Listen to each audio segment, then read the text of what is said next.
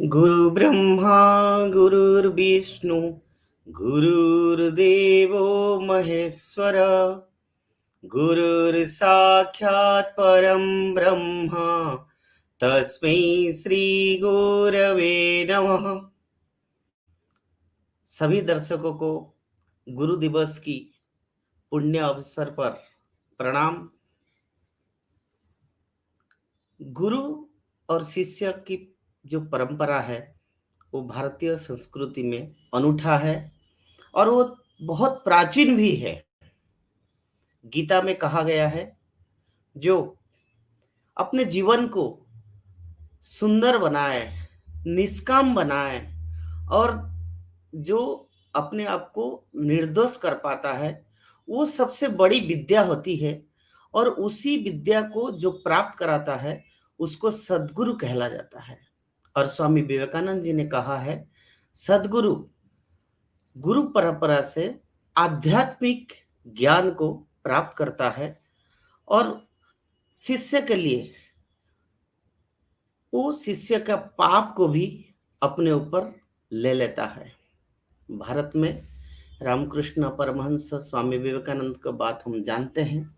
अवधूत की 24 गुरु थे और आज हम गुरु दिवस 5 सितंबर को मनाते हैं, जो कि डॉक्टर सर्वपल्ली राधाकृष्णन की बर्थ एनिवर्सरी है। क्योंकि he was the best teacher, एक श्रेष्ठ गुरु के नाते उनको सभी पूरे देशवासी मानते हैं। तो उन्हीं को बर्थ एनिवर्सरी जो 5 सितंबर को आता है, वो गुरु दिवस के नाते पूरे भारत में मनाया जाता है। आज समय परिवर्तन हुआ है, modern education system, education policy सब कुछ बदल गया है और जो गुरुकुल सिस्टम था, गुरु परंपरा था, वो भी बदल चुका है। इसी विषय पर और इस बार गुरु शिष्य परंपरा कैसे इस देश में रहा है और वो कैसे भारत की संस्कृति के साथ जुड़ा हुआ है, उस पर चर्चा करने के लिए आज हमारे साथ हमारे देश की बहुत बड़े बड़े महानुभाव उपस्थित है। जैसे हमारे साथ डॉक्टर अशोक गड़िया जी, जो कि चांसलर है मेवाड़ यूनिवर्सिटी चित्तौड़गढ़ की। अशोक जी, आपको उदय इंडिया डिजिटल मीडिया में स्वागत है। हमारे साथ प्रोफेसर बलदेव भाई शर्मा है। बलदेव भाई शर्मा जी वाइस चांसलर है कुशाभाऊ ठाकरे पत्रकार विश्वविद्यालय रायपुर में है।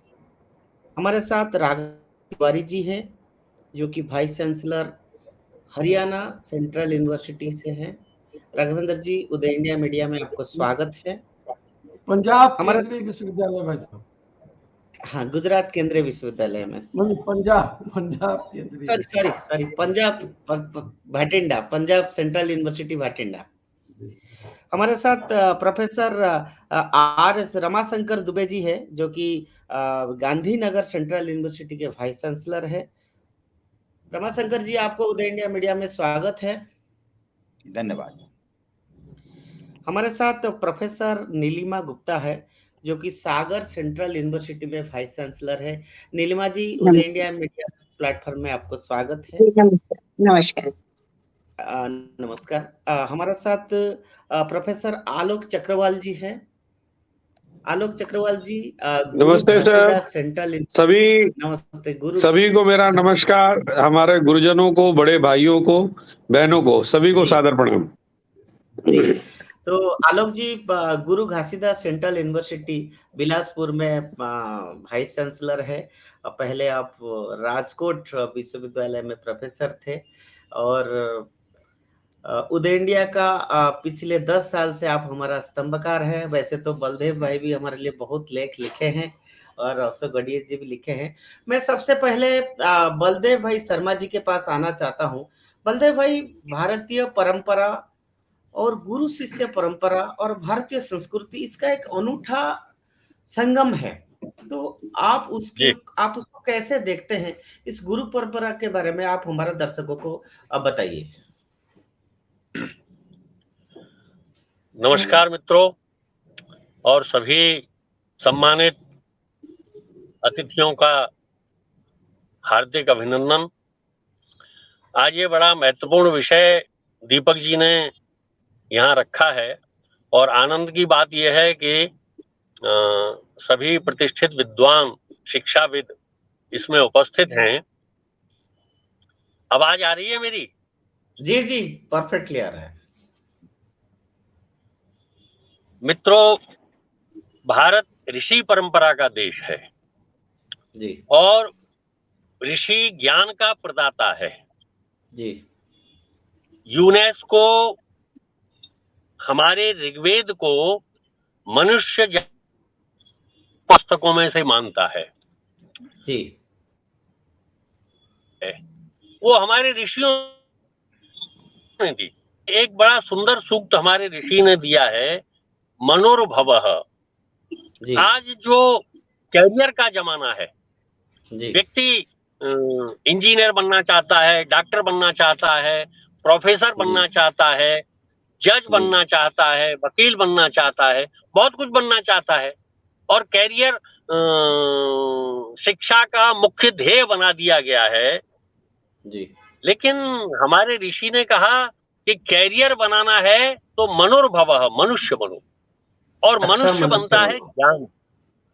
जी और ज्ञान के लिए गुरु परंपरा भारत में विकसित हुई अनादिकाल से। जी और गुरु का जो अर्थ हमारे ऋषि ने बताया, अंधकार निरोधत्वाद गुरु रित्य विधीयते। जीवन में जो अज्ञान का अंधकार है उसका निरोध कर जो मार्ग प्रशस्त करता है, मनुष्य बनाने का रास्ता दिखाता है, वो गुरु है। जी ये जो गुरु परंपरा है ये भारतीय ज्ञान परंपरा का विस्तार है।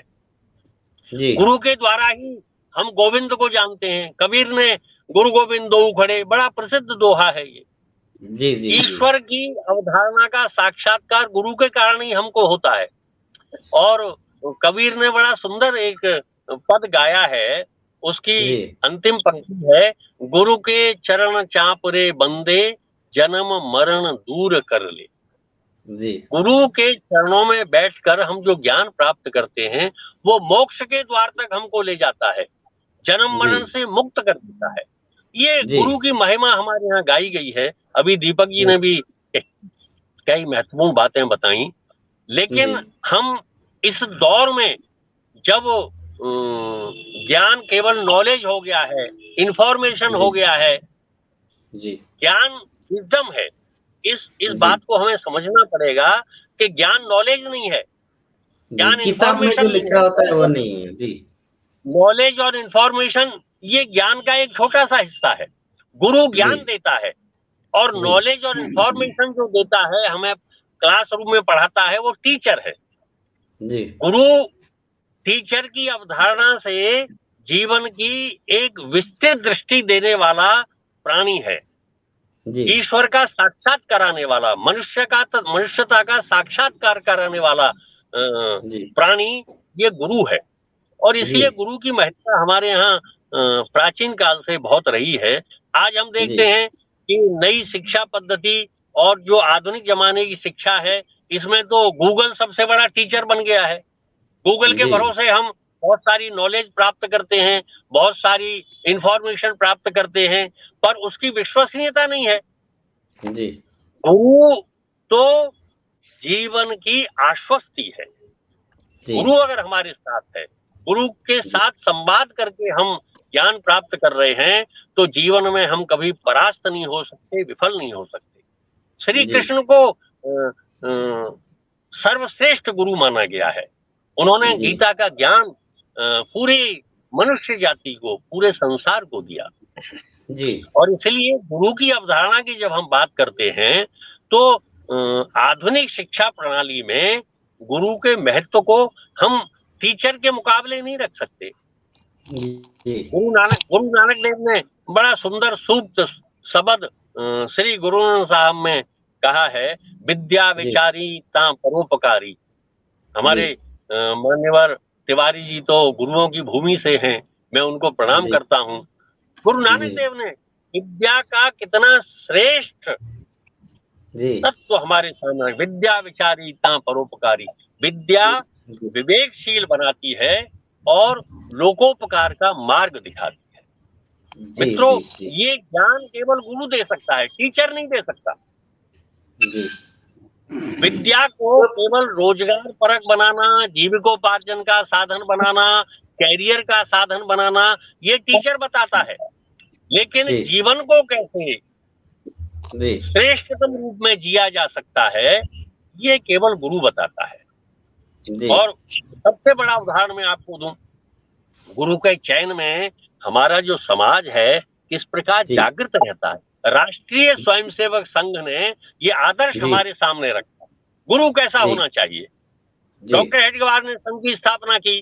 जब विचार आया कि गुरु किसको बनाएं, तो सबने कहा जी करे आपसे अच्छा गुरु कौन हो सकता है, आप तो सारा जी ज्ञान हमको दे रहे हो कि संघ का विचार क्या है, दृष्टि क्या है, राष्ट्र का जी उन्नयन कैसा होना चाहिए, आप ही गुरु बनिए। लेकिन आप जी देखिए गुरु के प्रति किस प्रकार का भाव डॉक्टर हेडगेवार ने राष्ट्रीय स्वयंसेवक संघ में विरूपित किया। डॉक्टर जी ने कहा कि नहीं, मैं तो एक साधारण मनुष्य हूँ और जी आज मेरे प्रति तुम्हारी श्रद्धा है, जी लेकिन कल को मनुष्य होने के कारण मेरे जीवन में जी कोई स्खलन आया, वो श्रद्धा तुम्हारी समाप्त हो जाएगी। जी जी हमारे जी बिल्कुल शास्त्रकारों ने कहा है मित्रों कि गुरु के प्रति जो श्रद्धा हमने निवेदित की है, वो श्रद्धा कभी भी विचलित नहीं होनी चाहिए। गुरु ऐसा हो कि जो आज हमने श्रद्धा निवेदित की, वो गुरु में आस्था, वो श्रद्धा सदा बनी रहे, ऐसा गुरु चाहिए। तो संघ ने जी डॉक्टर हेडगेवार को गुरु नहीं माना। डॉक्टर हेडगेवार ने कहा नहीं, मुझे गुरु मत मानो, हम जी ऐसा आदर्श गुरु मानेंगे जिसके प्रति हमारी बुद्धि विचलित न हो। और ऐसा प्रतीक भगवा ध्वज जो जी भारत की ज्ञान परंपरा का बलदेव भाई और बलदेव भाई मैं आपसे ये जानना चाहता हूँ कि आज समय बदल गया है। वो गुरुकुल सिस्टम, गुरुकुल भी नहीं रहा, ना गुरु परंपरा भी नहीं रहा है। तो जो न्यू जी एजुकेशन पॉलिसी आया है उसमें क्या आप एक गैप देखते हैं दोनों के बीच में? क्योंकि वो गुरुकुल सिस्टम में ही वो परंपरा आता था, आज वो गुरुकुल सिस्टम खत्म हो चुका है। जो भारत की प्राचीन शिक्षा पद्धति था वो भी कई महीने में चेंज हो चुका है, बदलाव आया है। तो संक्षिप्त में आप बताइए, संक्षिप्त में। देखिए, भारत की जो शिक्षा पद्धति, विशेषकर जो अभी नई राष्ट्रीय शिक्षा प्रणाली, नई शिक्षा नीति आई है, इसने जी हमारी शिक्षा को उसी मूल्य वर्धित गुरु परंपरा से जोड़ने का प्रयास किया है। जी आधुनिक जो शिक्षा है, ये जीवन का नया विस्तार करती है, पर मूल्याधारित जो जीवन पद्धति है, जिसमें हमारे ऋषि ने कहा मनोर्भवः, मनुष्य बनने की जो प्रणाली है, वो जो गुरुकुल परंपरा, हमारी ज्ञान परंपरा थी, उसमें है। और इसलिए गुरु की जीवन दृष्टि को हमारे आज के शिक्षकों को ग्रहण करना पड़ेगा। वो जी केवल जी जी टीचर बने रहेंगे तो मनुष्य का निर्माण नहीं कर सकते। जैसा बिल्कुल नानक सही देव ने बात कहा है। कि विवेकशील मनुष्य बनाना, परोपकारी जीवन जीने वाला मनुष्य बनाना, ये विद्या की जी दृष्टि जी है। ये केवल भारतीय गुरु की जो परंपरा है, उस प्रकार का शिक्षक जब बनेगा, तब जी हम उस गुरु परंपरा को समृद्ध करेंगे। और जैसा दीपक जी ने कहा कि डॉक्टर राधाकृष्णन, जिनके स्मरण पर ये 5 सितंबर को उनके जन्मदिन पर शिक्षक दिवस मनाया जाता है, तो वो केवल बिल्कुल शिक्षक नहीं थे, वो गुरु जी थे। और इस जी बलदेव प्रकार भाई जी इस जी प्रकार की मैं जीवन दृष्टि। जी जी आप हमारे साथ जुड़े रहिए, मैं फिर से आपके पास आऊंगा। रमाशंकर दुबे जी, आप बताइए, जो ये गुरु परंपरा है इतना प्राचीन है, उसकी रिलेवेंस कितना रहा है? आज आप गुजरात सेंट्रल यूनिवर्सिटी में हैं और कितना बदलाव आ गया है और किस चीज की जरूरत है आज? जी देखिए दीपक जी, गुरु शिष्य की परंपरा हमारे देश में अनादिकाल से चली आ रही है। हम वैदिक काल से देखें, तब से हमारे यहाँ गुरु शिष्य की परंपरा है। भगवान राम भी पढ़ने के लिए वशिष्ठ मुनि के आश्रम में गए थे, श्री कृष्ण भगवान भी पढ़ने के लिए संदीपनी मुनि के आश्रम में गए थे। तो गुरु शिष्य की परंपरा तो हमारी संस्कृति में रही है, शुरू से रही है। जब से हमारी संस्कृति है तब से यह परंपरा रही है। और उस समय गुरु शिष्य परंपरा के अंतर्गत ये गुरु का उद्देश्य केवल एक विषय में ज्ञान प्रदान करना नहीं होता था, बल्कि वो शिष्य के समग्र विकास का मतलब हमारे यहाँ कहा गया है शरीर, मन, बुद्धि और आत्मा का विकास। समग्र विकास के प्रति गुरु समर्पित रहता था और हर तरीके से गुरु विकास करता था अपने शिष्य का, ताकि शिष्य इतना विकसित कर जाए कि वो गुरु को परास्त कर दे विद्या में, और हर तरीके से ये भावना हुआ करती थी। और इसलिए रमाशंकर जी आज का जो एक एजुकेशनल इंस्टीट्यूशन की जो एक एनवायरनमेंट है, उसमें क्या फर्क आया है और क्या बदलाव आप फील करते हैं? क्या कुछ बदलाव चाहिए कि हमको फिर से वही गुरुकुल आश्रम की तरह जाना चाहिए? हमको टेक्नोलॉजी तो चाहिए, लेकिन टेक्नोलॉजी के साथ साथ वो जो ट्रेडिशन है, गुरु परंपरा है, उसको कैसे लाया जाएगा? क्या महसूस करते हैं आप? देखिए, जब हमारी शिक्षा व्यवस्था को मैकाले के द्वारा जब ध्वस्त किया गया, हमारी संस्कृति के ऊपर प्रहार करके हमारी भाषा को बदल के विदेशी भाषा में पढ़ाई की परिपाटी शुरू हो गई, और धीरे धीरे देश तो हमारा आजाद हुआ। 1947 के बाद हम अपनी संस्कृति वाली शिक्षा व्यवस्था को हमने नहीं अपनाया। जो सर्वांगीण विकास के प्रति, होलिस्टिक डेवलपमेंट के प्रति जो हमारी शिक्षा व्यवस्था समर्पित थी, उसको हमने छोड़ दिया और केवल एक विषय के संकुचित ज्ञान में हम सिमट करके रह गए। ये तो अंग्रेजों की भावना थी कि उनको क्लर्क चाहिए था, इसलिए उन्होंने शिक्षा व्यवस्था का निर्माण किया। मगर आज फिर से जो राष्ट्रीय शिक्षा नीति 2020 की जो घोषणा हुई है, यह एक क्रांतिकारी शिक्षा नीति है जो कि हर युवक के अंदर उसकी समग्र विकास, होलिस्टिक डेवलपमेंट के प्रति ये कटिबद्ध है। और इस शिक्षा नीति में स्पष्ट रूप से कहा गया है कि हर विश्वविद्यालय में, हर विद्यालय में शिक्षा देने के लिए हमको होलिस्टिक डेवलपमेंट, यानी कि हमारी भारतीय ज्ञान परंपरा, गुरु शिष्य की परंपरा फिर से हमको लाना होगा। फिर से हमें वो भाव लाने होंगे गुरु और शिष्य के बीच में, जो गुरु का दर्जा, जो कि भगवान का दर्जा दिया गया था, मातृदेवो भव, पितृदेवो भव, आचार्य देवो भव। और जैसा कि आपने कहा कि गुरु साक्षात परम ब्रह्मम, गुरु तो साक्षात परम ब्रह्म है, कि जिस प्रकार ब्रह्म जीव का निर्माण करता है, उसी प्रकार गुरु भी एक समग्र रूप से विकसित शिष्य का निर्माण करता है, जिससे कि पूरा राष्ट्र का निर्माण संभव है, समर्थ और सशक्त राष्ट्र का निर्माण संभव है।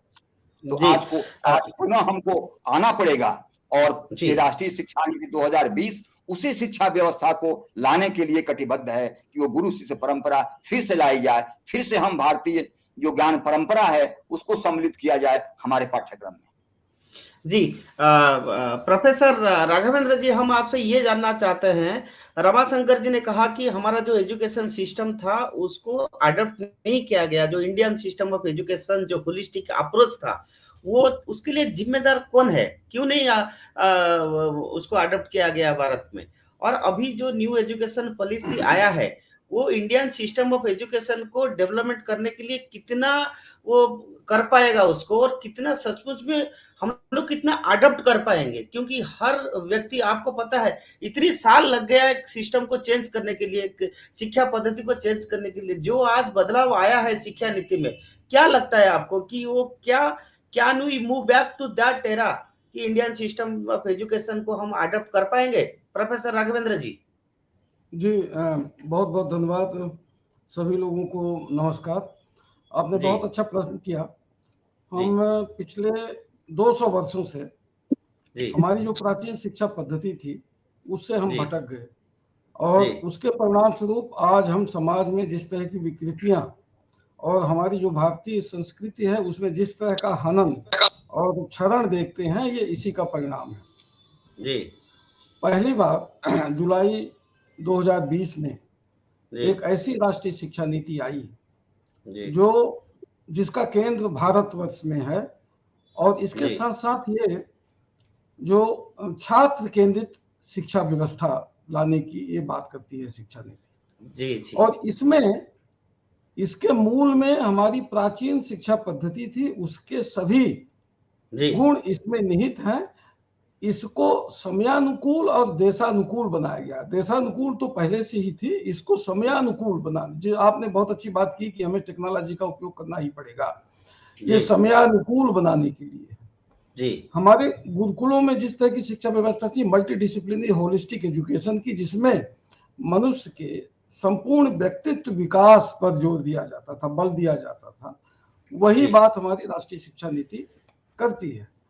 इसके साथ साथ जिस तरह की पेडागॉजी, पढ़ाने की पद्धति हमारे गुरुकुलों में प्रचलित थी, देखिए हमारे गुरुकुलों में 6 तरह के गुरुओं की व्यवस्था थी, 6 तरह के शिक्षक हुआ करते थे जी। और इसमें से पहला जो था वो केवल, जिसको हम अध्यापक बोलते थे, वो केवल जो सूचना देने का काम करता था उसको हम प्राध्यापक बोलते थे, अध्यापक। दूसरा, उससे हायर लेवल की जो गुरु होते थे उनको हम उपाध्याय बोलते थे।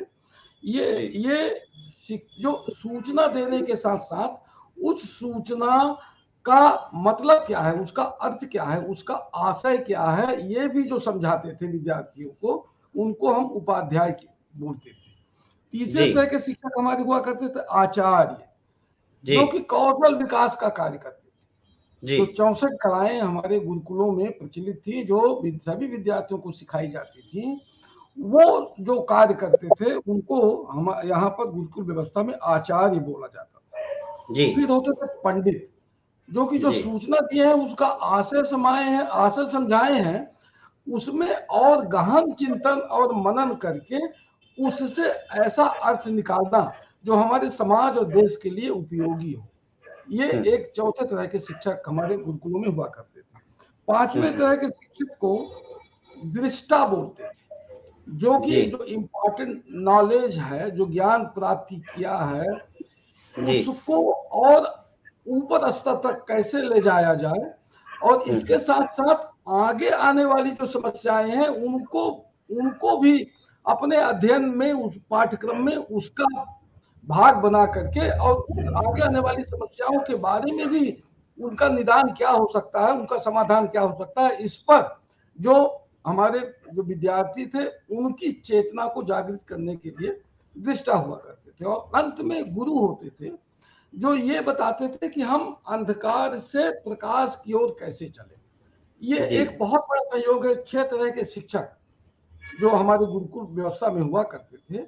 और हम ब्लूम्स टैक्सोनॉमी, जो आज अल्टीमेट माना जाता है शिक्षा जगत में, ब्लूम ने 1955 में ब्लूम्स टैक्सोनॉमी लाई, जिसमें उन्होंने लर्निंग लेवल, सीखने की जो अवस्था है, उसमें 6 स्तर है। पहला है इंफॉर्मेशन देना, और लास्ट है कि नए ज्ञान का सृजन करना। तो ये ब्लूम्स टैक्सोनॉमी जो 1955 में आई, ये ब्लूम्स टैक्सोनॉमी हमारे गुरुकुलों में ऑलरेडी ये प्रचलित थी। 6 स्तर की पढ़ाइयां हमारे गुरुकुल में हुआ करती थी। ये जो multi disciplinary outcome based curriculum की व्यवस्था जो हमारे NEP 2020 में है, ये हमारे गुरुकुलों में जो शिक्षा व्यवस्था थी उसका पुनरावृत्ति है। दूसरा, आप देखें कि जो पढ़ाने की पद्धति, जिसको हम अधिगम प्रणाली जिसको बोलते हैं, पेडागॉजी अंग्रेजी बोलते हैं, ये पेडागॉजी NEP 2020 क्या बोलती है, एक्सपीरियंशियल लर्निंग होनी चाहिए, आउटकम बेस्ड, कि पढ़ने के बाद विद्यार्थियों में किस तरह का कौशल विकास होगा। तो ये हमारे यहाँ व्यवस्था ऑलरेडी थी। आप देखें कि गुरु लोग किसी भी लर्निंग मॉड्यूल को, एक पाठ्यक्रम को तब तक पढ़ाते रहते थे जब तक कि कक्षा का प्रत्येक विद्यार्थी उस विषय में पारंगत ना हो जाए, उसके तब तक आगे नहीं बढ़ते थे। तो ये, और जो अभी NEP 2020 में फास्ट लर्नर, स्लो लर्नर्स की जो बहुत तेजी से सीख जाते हैं, जो बहुत धीमी गति से सीखते हैं, और कुछ एवरेज गति से सीखने वाले विद्यार्थी होते हैं। तो सभी का ख्याल NEP 2020 अभी बोल रही है, लेकिन ये गुरुकुलों में सभी तरह के सीखने के जो 3-4 तरह के समूह, विद्यार्थियों के समूह हुआ करते थे, उनकी आवश्यकताओं को पूर्ण करने के लिए ये वहां पर व्यवस्था थी। और राघवेंद्र जी, इस पे फिर मैं आपके पास आऊंगा। प्रोफेसर नीलिमा गुप्ता जी, मैं आपसे ये जानना चाहता हूँ, क्योंकि आप सागर विश्वविद्यालय सेंट्रल यूनिवर्सिटी में हैं, आपने सुना होगा कई कैंपस में, एजुकेशनल कैंपस में आजकल ऐसे घटना घट जाता है जिसमें शिक्षक के नाम पे भी कभी कभी दाग लग जाता है, शिष्य भी आजकल ऐसे घटना कर जाता है, और एक गुरु के प्रति जो सम्मान था, वो सम्मान धीरे धीरे कहीं ना कहीं डिग्रेड हुआ है। तो आपके हिसाब से एक आदर्श गुरु कैसे होना चाहिए, और स्टूडेंट्स जो शिष्य होता है उसको किस किस विषय को ध्यान देना चाहिए, और उसको टीचर के प्रति सम्मान आज ऑटोमेटिकली क्यों नहीं आता है, कहाँ पर कमी रही है नीलिमा जी? ये बहुत ही आपका एक रेलेवेंट प्रश्न है और जी। ये बिल्कुल सत्य है। सबसे पहले तो मैं ये कहना चाहती हूँ दीपक जी कि आपने जो जी। बात कही है, जो पहले तिवारी जी ने भी कहा और दुबे जी ने भी कहा कि जो एक जी। रिलेशनशिप होती थी स्टूडेंट्स में और टीचर में या गुरु जी। में, वो अब धीरे-धीरे खत्म हो गई। और अब जैसा आपने कहा ये सत्य है कि इस तरह की वारदात होते हैं, लेकिन इसके जी। पीछे हमें कारण जानना होगा। और जी। मैं समझती हूँ कि पहले जो गुरुकुल की प्रथा थी, उसमें जो टीचर स्टूडेंट का रेशियो था, वो बहुत कम होता था। एक जी। गुरु के पास 2, 4, 6, 8, 10 इतने ही शिष्य होते थे, जिसमें पर वो आज तो संभव नहीं है। अब आज के टाइम में ये संभव नहीं है, बिल्कुल आपने सत्य कहा। जब आज तो हमारे कोचिंग सेंटर, आज तो क्लासरूम्स की जो संख्या था, आज कोचिंग सेंटर का भी वही हालत हो गया है आज। बिल्कुल, कैसे बिल्कुल आप संभव हो? जी, तो जब अब इतने हमारे स्टूडेंट्स हो गए हैं, तो उसमें अब टीचर और स्टूडेंट का जो रिलेशनशिप था, वो जो पहले गुरु और शिष्य वाला हुआ करता था, वो जो धीरे-धीरे पर्सनल समाप्त टच हो हुआ गया। करता था, यस।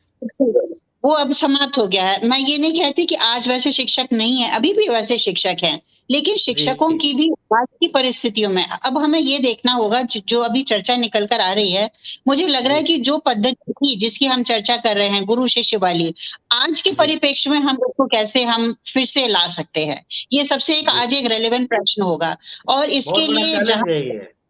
जी, बहुत बड़ा आप लोगों के चैलेंज है। लिए बहुत बड़ी बड़ी चैलेंज है ये, यस।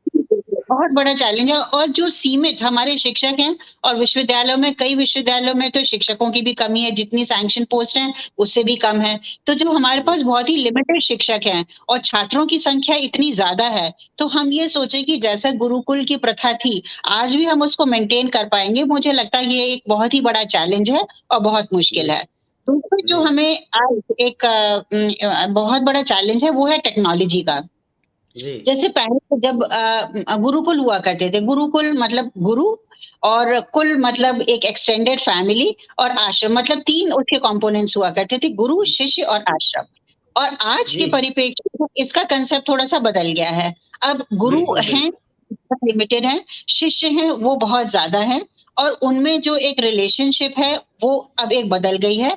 बीच में अब टेक्नोलॉजी आ गई है, तो हम कैसे एक सामंजस्य बनाकर रखें, जिससे कि टेक्नोलॉजी भी इम्बाइब हो और वो जो पुराना हमारा रिलेशनशिप था between the teacher and the taught, that can be maintained. तो अब उसको ये हमें बहुत अच्छे से केयरफुल जैसे नेशनल एजुकेशन पॉलिसी आई है और वो कह रही है, यदि हम देखें कि पहले हमारी जो गुरुकुल पद्धति थी, वो बात करती थी होलिस्टिक डेवलपमेंट। अब हमें ये देखना जो आपका प्रश्न था कि आज के हमारे लिमिटेड साधन में, आज की जो परिस्थिति है, उसमें हम जी, गुरुकुल उस को वक़्त हाँ। कैसे कर सकते हैं? जी, जी। तो उसमें जैसे हमें ये कंपेयर करना होगा कि हमारी गुरुकुल पद्धति क्या कहती थी और आज हमें क्या करना है। यदि हम वो अपने ऑब्जेक्टिव्स आज फुलफिल कर लें, इसका मतलब हम हमारा जो पुराना सिस्टम था, नए परिप्रेक्ष्य में हम उसको अडॉप्ट कर सकते हैं। तो उसमें मैं कुछ बिंदु आपके समक्ष रखना चाहती हूँ। जैसे पहले होलिस्टिक डेवलपमेंट हुआ करती थी क्योंकि शिष्य जो थे वो गुरु के साथ ही रहा करते थे। तो कैसे जी। बोलना है, कैसे पढ़ना है, कैसे कोई कला सीखनी है, कैसे बड़ों का आदर करना है, कैसे चरित्र का निर्माण करना है और कैसे समाज में जाना है। ये सारी बातें वो गुरु ही सिखाया करते थे।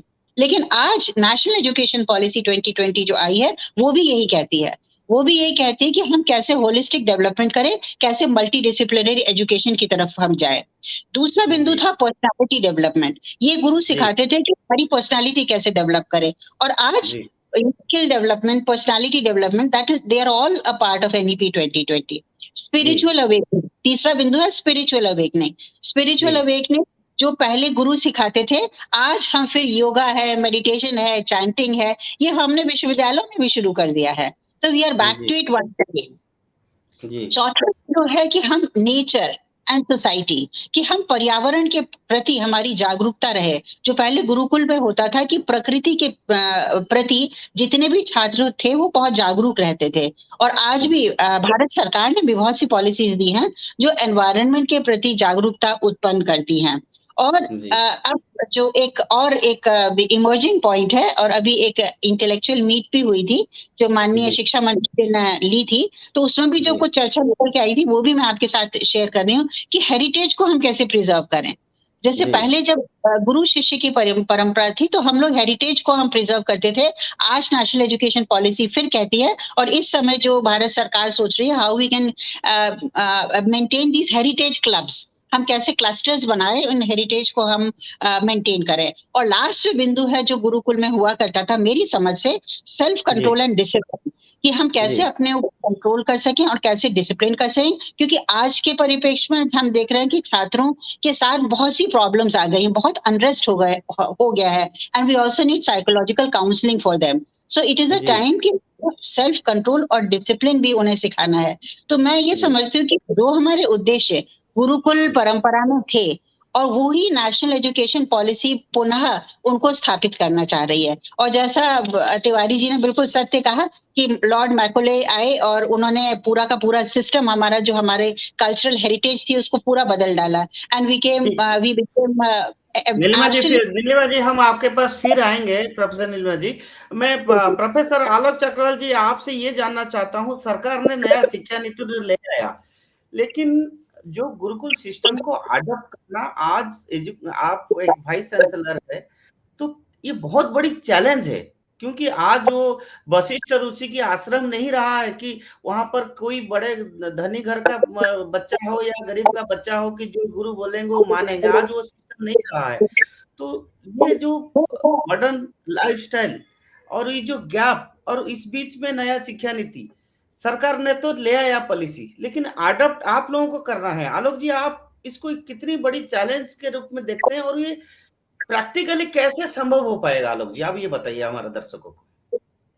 देखिए, सरकार जो कर रही है वो तो बहुत अच्छा कर रही है, पर जब आप गुरु पर्व पर एक प्रश्न पूछ रहे हैं, तो मेरा ये कहना है कि लोग प्रोफेसर बन जाते हैं, वाइस चांसलर बन जाते हैं, डायरेक्टर बन जाते हैं, डीन बन जाते हैं, और पता नहीं क्या-क्या बन जाते हैं। मगर जो बनना होता है वो बनना होता है गुरु। सबसे कठिन कार्य है गुरु बनना। और जीवन में अगर एक भी सच्चा शिष्य मिल गया तो गुरु का जीवन सार्थक हो जाता है। एक 2 मिनट लूंगा। एक ऋषि महाराज थे, काशी में गंगा के तट पर बैठकर साधना किया करते थे। उनका नाम था तोतापुरी महाराज। मेरे सारे विद्वान गुरुजन जो इस समय सभी लोग जानते हैं तोतापुरी महाराज को। तो तोतापुरी महाराज पूरी जीवन लगे रहे, उनको अपना शिष्य नहीं मिल रहा। गंगा के तीरे चलते हुगली नदी तक कलकत्ता पहुंच गए, और वहां जाकर रामकृष्ण से उनकी मुलाकात हुई, और उन्होंने रामकृष्ण को अपना शिष्य बनाया। एक रामकृष्ण ने तोतापुरी महाराज के पूरे जीवन को चमत्कृत कर दिया, और पूरे ज्ञान मंडल की आभा में उनका नाम बड़े अच्छे से लिख दिया। वही रामकृष्ण जी थे जो पूरे जीवन इस बात के लिए तरसते रहे कि एक सच्चा शिष्य मिल जाए। एक सच्चे शिष्य की शोध में वो पूरा जीवन लगे रहे, और जब नरेंद्र उनको मिला तो नरेंद्र को अपनी बाहों में लेकर उनकी आंखों से अविरल अश्रुधारा निकल रही थी। हम ये कहते हैं कि हम मास की जरूरत ही नहीं है, हमें टारगेटेड एफर्ट करना है। एक महंत अवैधनाथ जी थे और बहुत सालों तक अपने शिष्य की खोज करते रहे। महंत अवैधनाथ जी को उत्तराखंड की पहाड़ियों में अपना शिष्य अजय सिंह बिष्ट मिला, और अजय सिंह बिष्ट को आप लोग जानते हैं कि अजय सिंह बिष्ट अपने गुरु महंत अवैधनाथ जी का नाम कितना रोशन कर रहे हैं। इसी तरह दलाई लामा अपने शिष्य को ढूंढने के लिए लद्दाख की पहाड़ियों में चले गए, और तेंजिन लामा उनको वहां पर मिला। मेरा ये कहना है आज इस गुरु दिन के पर्व पर कि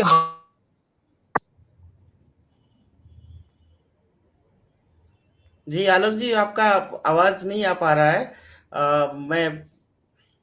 आलोक जी, मैं फिर से आपके पास आता हूं। पर क्या हम गुरु बनकर प्रयास करना पड़ेगा, हमें इस बात का प्रयास करना पड़ेगा कि हमें सच्चा शिष्य मिले और शिष्य को उसकी श्रेष्ठता की पराकाष्ठा पर ले जाएं। एक शिष्य आपके गुरुमंडल को, गुरु के आभा को विश्व के शीर्ष पर पहुंचा सकता है। तो इसलिए मेरा निवेदन ये है। और रही बात जो सरकारी व्यवस्था की, सरकार जितना प्रयास इस समय कर सकती है, मुझे लगता है कि ये अभूतपूर्व है।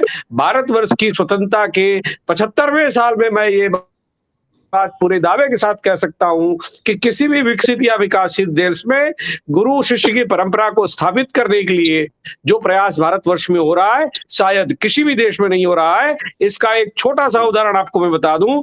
नवंबर में जब माननीय प्रधानमंत्री मोदी जी यूनेस्को में अपना भाषण देने के लिए गए थे, तो माननीय मोदी जी की चर्चा तो हर जगह होती है, पूरी मीडिया में होती है, मगर आपको यह जानकर आश्चर्य होगा कि न्यूयॉर्क में मीडिया, मैं थोड़ा खेद के साथ भी व्यक्त करूं कि मीडिया मोदी जी से ज्यादा हमारे राष्ट्रीय शिक्षा नीति की चर्चा कर रही थी। और यह राष्ट्रीय शिक्षा नीति निश्चित रूप से मान करके चलिए कि भारतवर्ष में एक क्रांतिकारी बदलाव लाएगा।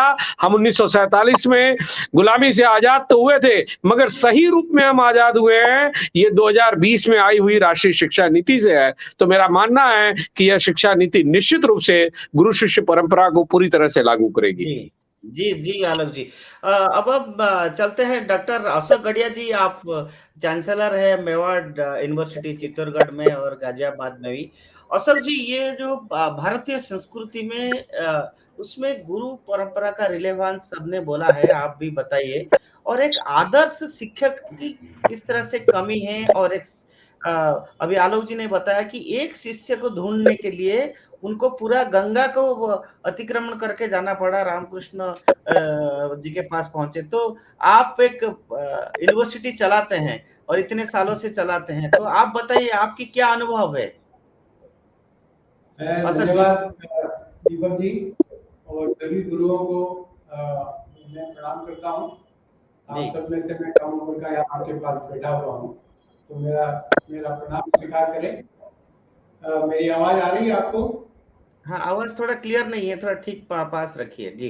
अशोक जी, अब आ रही है आवाज? जी। तो मैं प्रणाम करते हुए अपनी बात प्रारंभ करता हूँ जी। आपने बहुत अच्छे सवाल किए, और मैं ये मानता हूँ कि मैं पिछले 20-21 साल से इस शिक्षा पद्धति में हूँ, और लगभग 11,000 बच्चे मेरे इस सारे महाविद्यालय में, यूनिवर्सिटी में पढ़ते हैं। मेरा ये मानना है कि गुरु परंपरा अभी भी जैसी पहले थी वैसी ही है। अशोक जी आपका ऑडियो ठीक नहीं आ रहा है। अशोक जी, थोड़ा सा ऑडियो क्लियर करें। मैं बाहर आ गया जी। रमाशंकर जी, तब तक मैं रमाशंकर जी, मैं आपसे ये जानना चाहता हूँ, जो इतनी बड़ी चैलेंज है आज सभी वाइस चांसलर्स के सामने, ये जो चैलेंज को आप किस तरह से सोच रहे हैं कि टेकअप किया जाएगा? सबको क्या सभी शिक्षकों को क्या क्वालिटी बरतना पड़ेगा एक अच्छा शिष्य को ढूंढने के लिए? आपका इतना लंबा अनुभव रहा है, रमाशंकर जी। जी, हमारी संस्कृति दिखाती है, और संस्कृति में बहुत उदाहरण रहे हैं, जैसे कि आलोक जी ने बताया बहुत सारे उदाहरण। तो उसके लिए गुरु को भी अपने अंदर गुरुत्व लाना पड़ेगा उस प्रकार से, ताकि वो छात्र के अंदर जो उसकी छिपी हुई जो प्रतिभा है, वो छिपी हुई प्रतिभा को पहचान सके। जी। उसके लिए गुरु को भी अपने आप को उतना सक्षम करना पड़ेगा। जैसे उदाहरण के तौर पे हम जानते हैं कि आचार्य चाणक्य ने वो चंद्रगुप्त जैसे बालक के अंदर वो प्रतिभा को पहचाने आचार्य चाणक्य, और समझ गए कि हाँ, इसको यदि हम सही ढंग से प्रशिक्षित कर दें तो एक बहुत बड़ा राजा बन सकता है। और तक्षशिला में ले जाकर के चंद्रगुप्त को उन्होंने प्रशिक्षित किया, और चंद्रगुप्त को चंद्रगुप्त मौर्य बनाया, इतना बड़ा शासक उन्होंने बनाया। तो हमको भी अपने आप को तैयार करना पड़ेगा, और जो भारतीय संस्कृति के जो मूल्य हैं, मूल्यों के अंतर्गत अपने आप को ढालना पड़ेगा, क्योंकि किसी भी शिष्य के लिए गुरु ही उसका रोल मॉडल होता है। शिष्य बराबर गुरु की वेशभूषा को, गुरु के बातचीत को वो पूरा अनुकरण करता है। और माता पिता से ज्यादा भी अपने गुरु को मानता है। जी। तो आज ये आवश्यक है कि गुरु अपने अंदर वो गुरुत्व को लाए और वो पहचाने छात्र के अंदर प्रतिभा को और एक वातावरण का निर्माण करे अपने कैंपस में, अपने परिसर में। और उसके लिए राष्ट्रीय शिक्षा नीति बिल्कुल द्वार खोली है। हमको होलिस्टिक एजुकेशन के कोर्सेज को लागू करना होगा और हमको उस भाव से पढ़ाना होगा। भारतीय संस्कृति के भाव को अपने अंदर लाते हुए, उस आचरण को अपने अंदर लाते हुए पढ़ाना पड़ेगा, ताकि छात्र हमसे प्रभावित हो और जो हमारी जो गुरु शिष्य की परंपरा जो पहले हुआ करती थी, उसी परंपरा के अंतर्गत उसका सर्वांगीण विकास हो छात्र का। क्योंकि एक छात्र का सही रूप से जो विकास होगा तो सभी छात्र मिलेंगे, फिर समाज का विकास होगा और इसी प्रकार राष्ट्र का निर्माण होगा, राष्ट्र का। जी, अभी हमारे साथ डॉक्टर अशोक गड़िया जी फिर जुड़ चुके हैं। अशोक जी, आपका यूनिवर्सिटी में 20 से ज्यादा कंट्री से स्टूडेंट्स आते हैं और आपका यहाँ कश्मीर से भी बहुत सारे बच्चे हर साल आके आपका कैंपस में पढ़ते हैं। और आज हम भारतीय संस्कृति की बात करते हैं और न्यू एजुकेशन पॉलिसी की बात करते हैं, तो इस सबको कैसे आप जोड़ पा रहे हैं? वो लोग कैसे इस चीज को एक्सेप्ट कर रहे हैं? मैं आपको बताऊं कि मैं अपनी बात, अब मेरी आवाज आ रही है आपको? हाँ, प्रॉपर आ रहा है, बोलिए प्लीज। हाँ, मेरी आवाज आ रही है ना आप आपको? जी, आ रहा है। मैं ये कह रहा हूं कि मैं अपना गुरु शिष्य का जो संबंध है और गुरु के प्रति जो सम्मान है वह बिल्कुल कम नहीं हुआ है, वह बल्कि बढ़ा है। अगर हमारे गुरु अच्छे हैं, हमारे पढ़ाने वाले अच्छे हैं, वो कमिटेड है और वह हर तरह की अगर बच्चे की चिंता कर रहे हैं, तो आज भी बच्चा वैसा ही है जैसा गुरुकुल काल में था, उतना ही सम्मान है। मैं ये मानता हूँ, ये मैं दावे के साथ कह सकता हूँ जी। इसमें मैं कि किसी तरह का कोई डाउट नहीं है। जब टीचर्स ने, जब प्रोफेसर्स ने बच्चों से अपनी दूरी बना ली जी, और वो बच्चों को सिर्फ और सिर्फ पढ़ाने तक अपने आप में सीमित रखा, उसकी काउंसलिंग उन्होंने नहीं की, उसको अपनापन नहीं दिया, उसको प्यार मोहब्बत नहीं दी, उसको प्रोत्साहित नहीं किया, तो वो फिर बच्चा अलग हो गया उससे। तो फिर ये सम्मान की कमी आई। जहां जहां ये चीज है, हमारे पूरे एजुकेशन सिस्टम में हमने हर टीचर को 30 बच्चे दे रखे हैं एज ए काउंसलर। वो उसका मेंटर के रूप में काम करता है और 30 बच्चे, उस 30 बच्चे के साथ वो अपना आत्मीय संबंध स्थापित करता है। और जब तक वो पहले साल से 4 साल तक अगर बच्चा पढ़ता है तो 4 साल तक वही उसका मेंटर रहता है और 4 साल के बाद वो ये कह देता है कि ये बच्चा ये बनेगा। उसको फिर हमने राष्ट्र की मुख्य धारा में, समाज की मुख्य धारा में लाने का काम कर रहे हैं। आपने ठीक बताया, मेरे पास अब तक 3000 से ज्यादा कश्मीरी बच्चे पढ़ के जा चुके हैं, उसमें 95% मुस्लिम्स हैं और अभी भी 550 बच्चा आप कैंपस में खुद आए, आपने देखा, पढ़ रहे हैं। उनको हम राष्ट्र की मुख्य धारा में ला रहे हैं, देश के महापुरुषों की जयंतियां मना रहे हैं, ब्लड डोनेशन कैंप करवा रहे हैं और वह खुलकर हमारे देश की सभी महापुरुषों का सम्मान कर रहे हैं, इसकी मुख्य धारा में आ रहे हैं। उसी तरीके से हम 20 कंट्री से अब तक 450 बच्चे ला चुके हैं जो पढ़ रहे हैं हमारे यहाँ, वो भी हमारी मुख्य धारा में आ रहे हैं। आपको आश्चर्य होगा कि भी नाइजीरिया में भी हमने अपनी यूनिवर्सिटी बनाई। अपने भारत का जो दूतावास है वहां पर नाइजीरियन बच्चों ने इतना अच्छा अपना जनगण मन गाया, राष्ट्रगान गाया कि वहां के जो एम्बेसडर थे उनकी आंखों में आंसू आ गए कि ये आपने क्या पढ़ाया इनको। ये नाइजीरियन बच्चे अपना राष्ट्रगान इतना अच्छा से गा रहे हैं, अपना सारा कार्यक्रम अपनी संस्कृति के हिसाब से कर रहे हैं। तो हम कितनी मेहनत करते हैं। मेरा इसमें ये कहना है कि वे गुण जो अध्यापक को गुरुत्व की ओर ले जाते हैं, इस पर हमें ध्यान रखना चाहिए। तो हम वही परिस्थिति नए परिवेश में ला सकते हैं कि अध्यापक अपनी विषय वस्तु में पारंगत हो, जो उसे पढ़ाना है उसके बारे में उसे कोई संशय न हो और वो उसे पूर्ण आत्मविश्वास से पढ़ा सके। अध्यापक का अध्यापन एवं उसकी भाषा साफ, सरल, रोचक एवं आकर्षक हो। बहुत छोटे छोटे पॉइंट है। अध्यापक न सिर्फ पढ़ाए बल्कि इस बात की भी चिंता करे कि जो वह पढ़ा रहा है वह कमजोर से कमजोर और होशियार से होशियार बच्चों को समझ आ रहा हो। अध्ययन अध्यापन रुचिपूर्ण हो, वो बिल्कुल ना हो। अध्ययन एवं अध्यापन वर्तमान परिप्रेक्ष्य में हो, रोजमर्रा की घटनाओं एवं परिस्थितियों को मद्देनजर रखते हुए अनेक उदाहरण देते हुए हो। अध्ययन अध्यापन द्विपक्षीय प्रक्रिया है, इस बात का पूरा ध्यान रखें। अध्यापन का माध्यम आधुनिक हो तथा हमेशा अपने विद्यार्थियों के स्तर को ध्यान में रखकर हो। अध्यापक में अच्छी श्रवण शक्ति हो, वह अपने बच्चों की बात को ध्यान से सुन सके। जी। अध्यापक अच्छा परामर्शदाता हो, यानी कि वो अच्छा काउंसलर हो।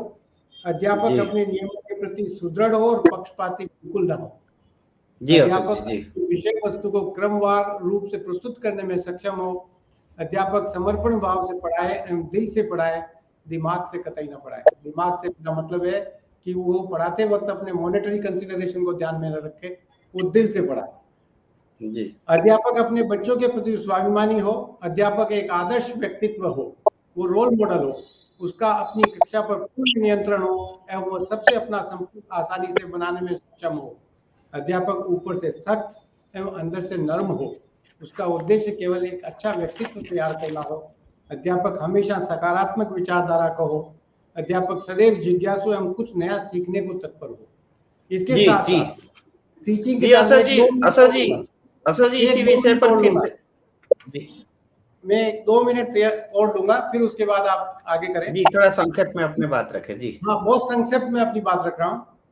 देखिए, ये सिर्फ और सिर्फ हमारे देश को, हमारी नई शिक्षा पद्धति को लागू करने के लिए, उसके उद्देश्यों को लागू करने के लिए और हमारे देश के राष्ट्र का निर्माण करने के लिए हमें अपनी नौजवान पीढ़ी को तैयार करना होगा। ये नौजवान पीढ़ी को तैयार करने का काम जो है वो सिर्फ और सिर्फ विद्यालय और महाविद्यालय और विश्वविद्यालय में ही होगा, इसके अलावा कहीं नहीं हो सकता।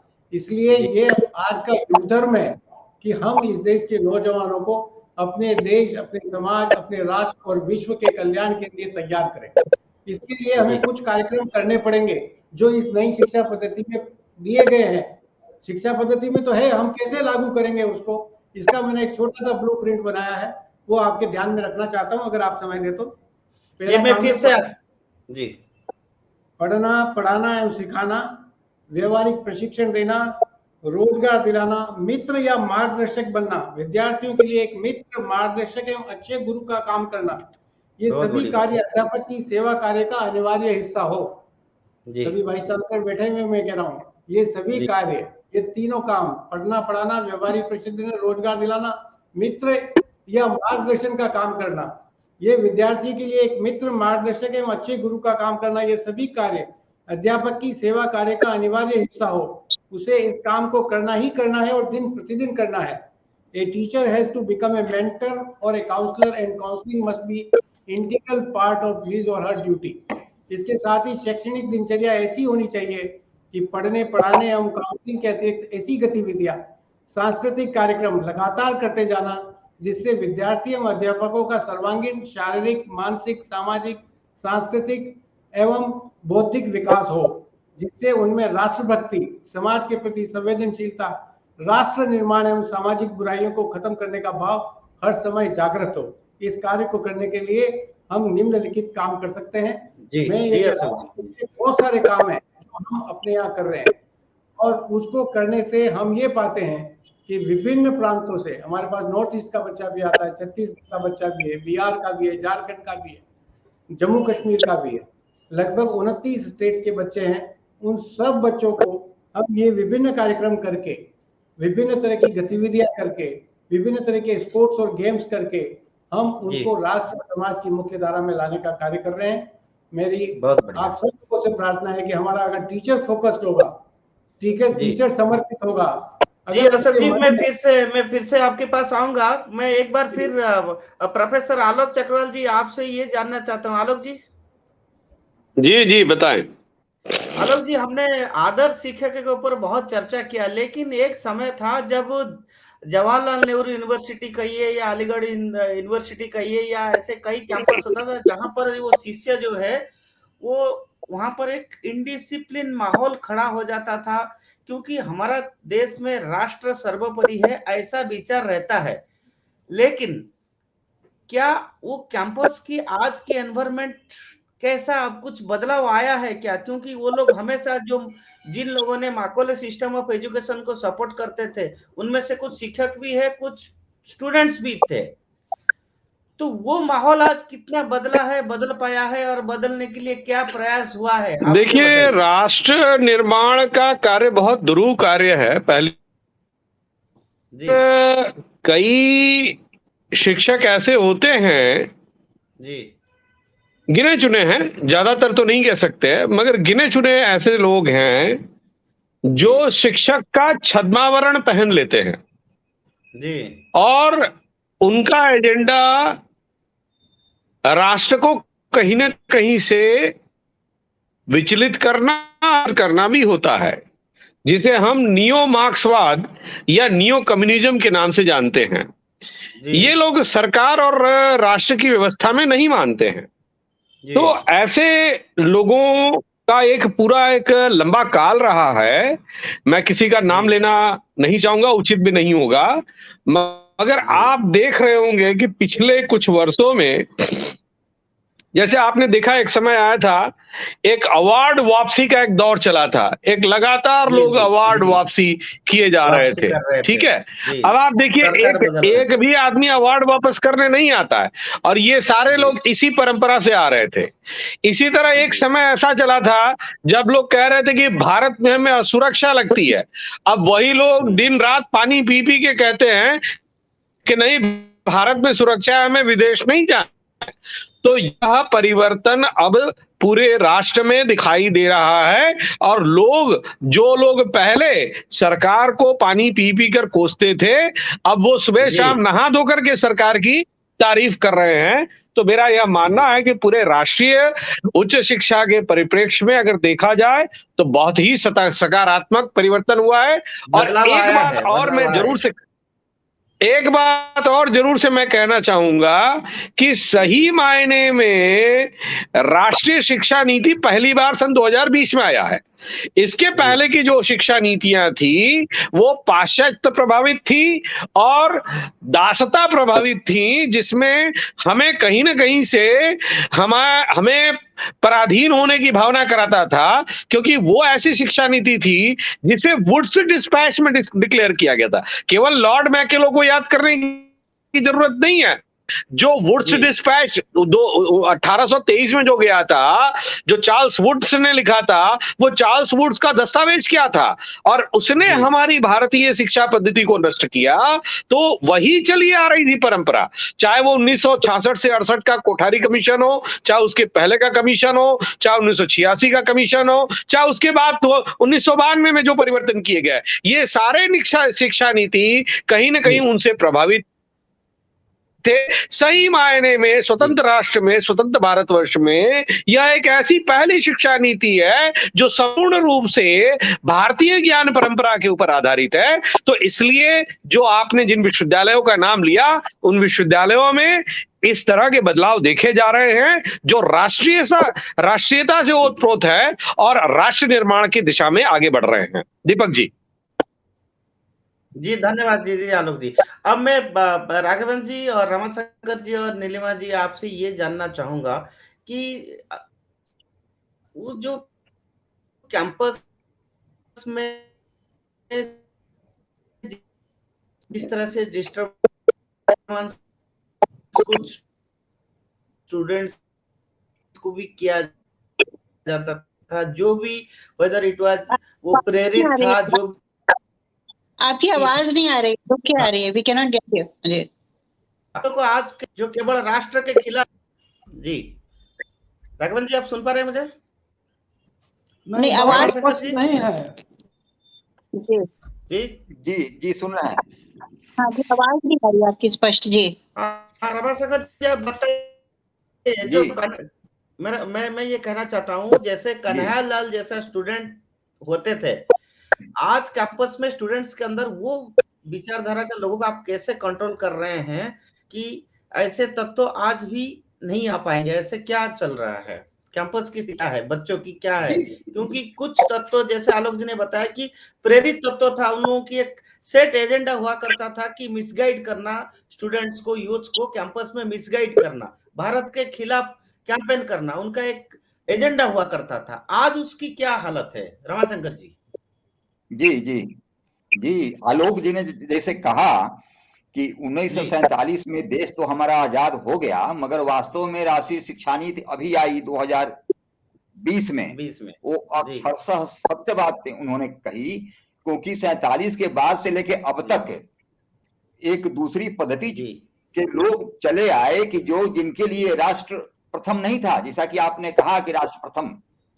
वो आचार्य चाणक्य ने कहा था कि हर छात्र के अंदर राष्ट्रीय चरित्र का भाव होना चाहिए, और ये राष्ट्रीय चरित्र का भाव जगाने वाला शिक्षक ही हो सकता है।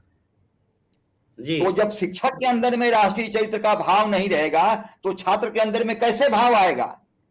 इसीलिए 1947 के बाद वो भटकाव आ गया कि हम छात्र को उस प्रकार की शिक्षा नहीं दे पाए कि वो भारत को अपना देश और राष्ट्र और भारत को मतलब कि वंदे मातरम समझे, मां समझे। वो शिक्षा हम नहीं दे पाए।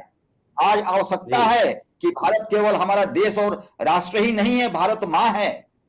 वंदे मातरम वो तो शब्द हैं जो कि समर्पण की भावना देते हैं अपनी मातृभूमि के प्रति।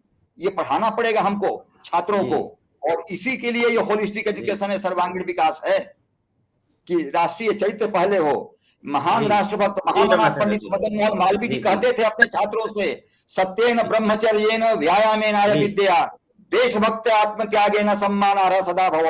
वो देशभक्ति सबसे बड़ी भक्ति है, और ये हर छात्र के अंदर में देशभक्ति की भावना कूट कर भरी हुई होनी चाहिए। और ये भरेगा कौन? शिक्षक भरेगा, गुरु भरेगा। तो आज गुरु पर्व के दिन हम सबको अपने अंदर, गुरुओं के अंदर देशभक्ति की भावना, सर्वोच्च भावना है, उसको लानी पड़ेगी उस भावना को, और छात्रों में भरना पड़ेगा। तभी हमारे कैंपसेज जो है, हमारे परिसर जो हैं वो सही रहेंगे, और संपूर्ण रूप से विकसित छात्र का निर्माण हम कर सकते हैं। और जो कि किस प्रकार विकसित होंगे? हमारे परंपराओं के अंतर्गत विकसित होकर के एक संपूर्ण मानव बनेंगे। ऐसा परिसर का हमको निर्माण करना है, और इसमें राष्ट्रीय शिक्षा नीति पूर्ण रूप से सहयोग कर रही है, और हम सभी जहां जहां पर हैं अपने विश्वविद्यालयों में इसको इम्प्लीमेंटेशन कर रहे हैं उस तरीके से कि आगे आने वाले दिनों में इसका प्रभाव दिखेगा कि हमारे कैंपस अच्छे छात्रों से युक्त होंगे, जो कि छात्र सर्वांगीण रूप से विकसित होंगे और राष्ट्र के निर्माण में वो सही भूमिका और सक्रिय भूमिका निभाएंगे। जी जी जी, अपना बात रखिए कि कैसे कैंपस को एक अच्छा माहौल देने के लिए एक मिनट में, उसके बाद राजन जी को पूछूंगा और अशोक जी को पूछूंगा, एक मिनट में आप अपना बात रखें। नीलिमा जी बताइए।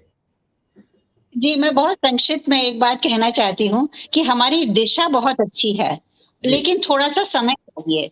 तो और हम लोग सब बहुत चिंतित हैं। तो मुझे लगता है कि आगे आने वाले समय में यदि हम इसी दिशा में हम लोग चलते रहे, राष्ट्रीय शिक्षा नीति को हम लोग अपनाते रहे, तो अवश्य ही जिस ध्येय से आपने आज ये प्रोग्राम किया है, गुरु बतायो गोविंद, अवश्य ऐसा समय फिर आएगा जब हमारे गुरु को गोविंद कहा जाएगा।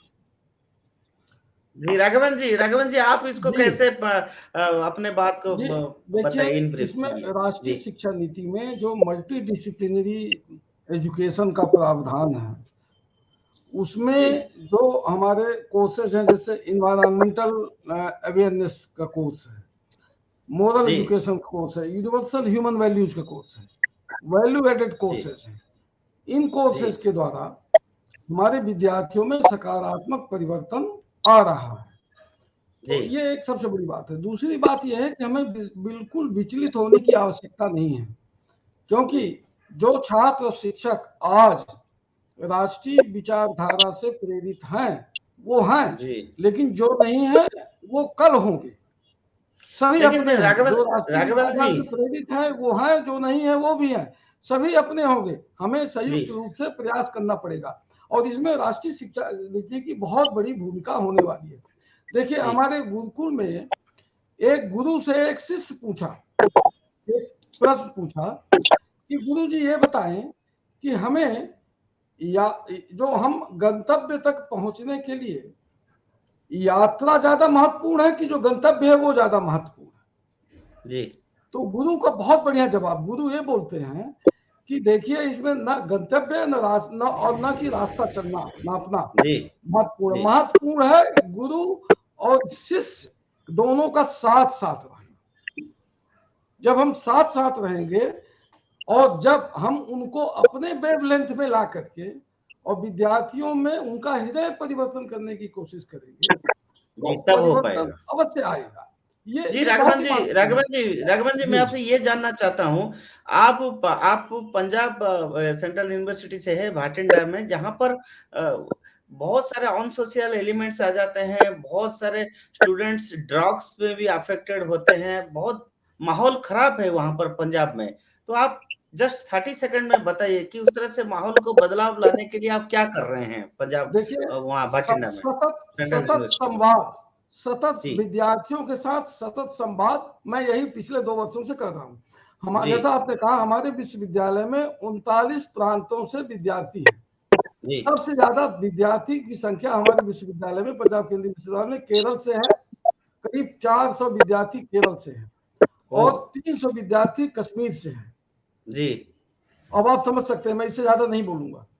आपको ज्यादा लड़ाई करना पड़ता होगा। सतत संवाद, उनके पास जाकर के बैठना, बात करना, उनकी बातों को सुनना और बीच में फिर अपनी बात रखना। मैं यही इसी मॉडल में काम कर रहा हूँ और ये मॉडल बताएं कि 2 साल में हमें किसी भी तरह की कोई समस्या नहीं हुई। बहुत सारी विषमताओं के बावजूद यहाँ पर हमें कोई समस्या नहीं हुई। हमें सतत प्रयत्न करना पड़ेगा। हमें एक कुलपति के रूप में नहीं, बल्कि कुलगुरु के रूप में अपने आप को अपने अपने विश्वविद्यालय में स्थापित करना पड़ेगा, अपने आचरण से, अपने चरित्र से, केवल कह देने से नहीं। हमारे संगठन में, हमारे संघ में ये बहुत महत्वपूर्ण बात पिछले कई वर्षों से, 2-4 वर्षों से, कार्यक्रम ज्यादा इंपॉर्टेंट नहीं है, कार्य ज्यादा इंपॉर्टेंट। जी, तो कार्य कार्यशैली, लक्ष्य की प्राप्ति के लिए सतत प्रयत्न करना और इसका सतत संवाद के अलावा, इसके अलावा कोई दूसरा उपाय इसमें है नहीं।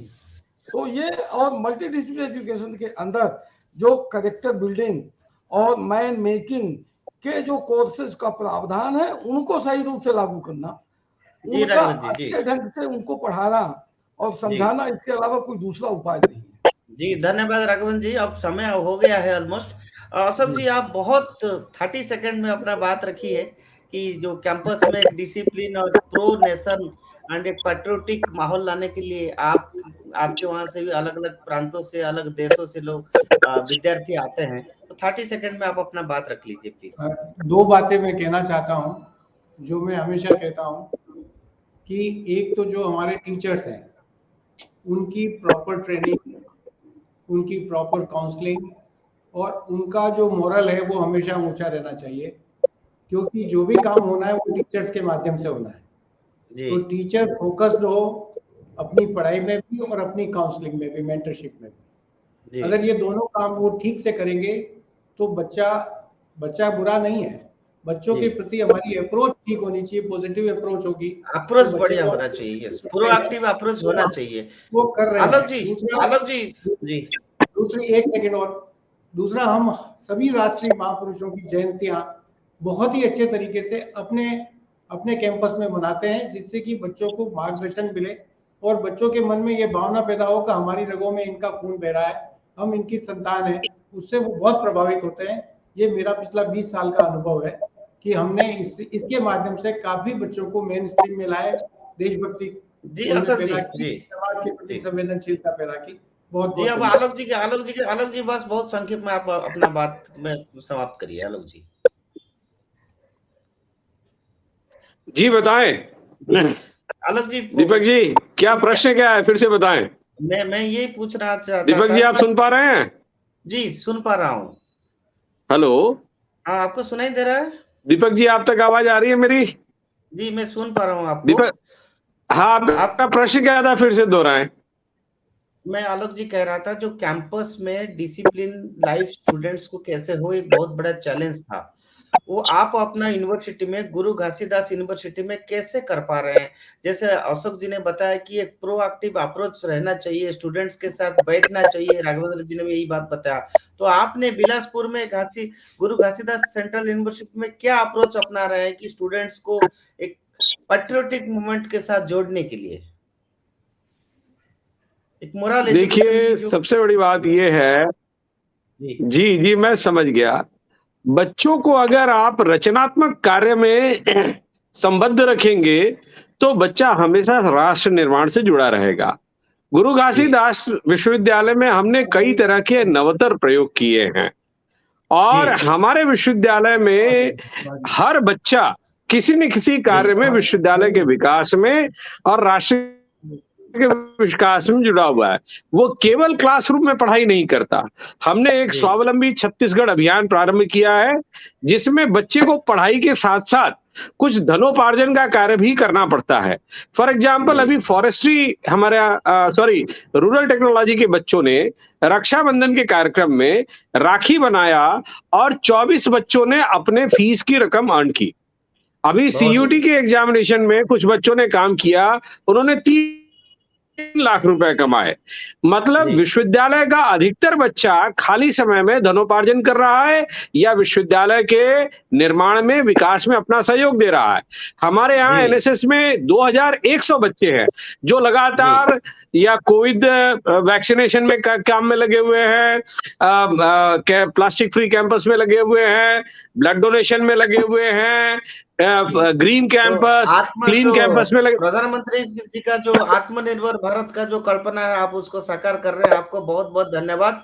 हम सब ने सुना है कि किस तरह से एक कैंपस में बदलाव आया है, नया शिक्षा नीति आ गया है, सबके सामने एक गोल आ गया है कि क्या कहाँ हमको पहुंचना है। तो आज समय है, आप सब महानुभाव आपने अपना मूल्यवान समय दिया गुरु दिवस की शुभ अवसर पर, और सबको एक बहुत बड़ा चैलेंज भी है जो स्वामी विवेकानंद जी ने उस दिन कहा था, awake arise and stop not till the goal is reached, उत्तिष्ठत जागृत प्राप्त वरा निवेदत। यही हम सब की ध्येय होना चाहिए इस भारत को आगे बढ़ा देने के लिए। फिर से सबको नमन, वंदे मातरम। नमस्कार। नमस्कार। नमस्कार।